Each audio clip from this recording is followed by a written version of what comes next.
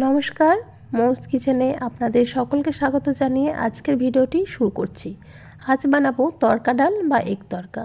ভিডিওটা পুরোটা দেখতে থাকুন আমি কিভাবে বানাই।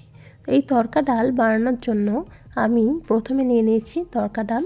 এই তড়কা ডালটাকে আমি প্রায় 7 থেকে 8 ঘন্টা মতো জলে ভিজিয়ে রেখে দিয়েছিলাম। তারপর ভালোভাবে ধুয়ে নিয়েছি। এবার তড়কা ডালটাকে সিদ্ধ করতে হবে।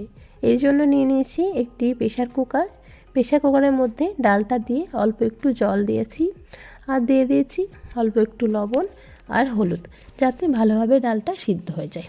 এরপর আমি প্রায় 6 থেকে 7টা সিটি দিয়ে ভালোভাবে সিদ্ধ করে নিয়েছি ডালটা। আপনারা দেখতে পাচ্ছেন খুব একটা গলে যায়নি ডালটা, একটু গোটা গোটা রাখতে হবে, তবে কিন্তু ভালো হবে খেতে।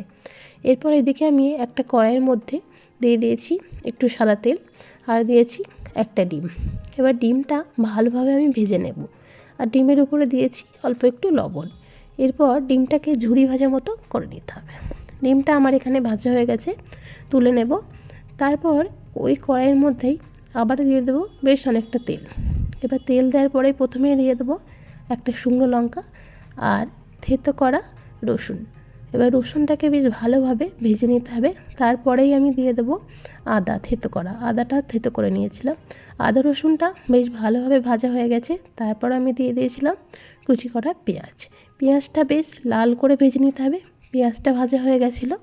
তারপর আমি একটা টমেটো কুচি কুচি করে দিয়ে দিয়েছি পেঁয়াজের উপর। এরপর দেব পরিমাণ মতো লবণ, হলুদ আর দিয়েছি জিরে গুঁড়ো। এরপর মশলাটা একসাথে ভালোভাবে কষিয়ে নিতে হবে যতক্ষণ না মশলা থেকে তেল ছেড়ে আসছে।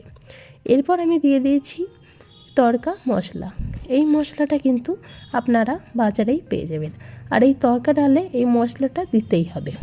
তারপর আমি বেশ ভালোভাবে কষিয়ে নিয়েছি আর দিয়ে দিয়েছি উপর থেকে একটু কসুরি মেথি। আর এই কসুরি মেথিটা তড়কা ডালে দিলে খেতে কিন্তু খুবই ভালো হয়। মশলাটা যখন ভালোভাবে কষানো হয়ে গেছিলো, তারপর আমি সিদ্ধ করা ডালটা দিয়ে দিয়েছি।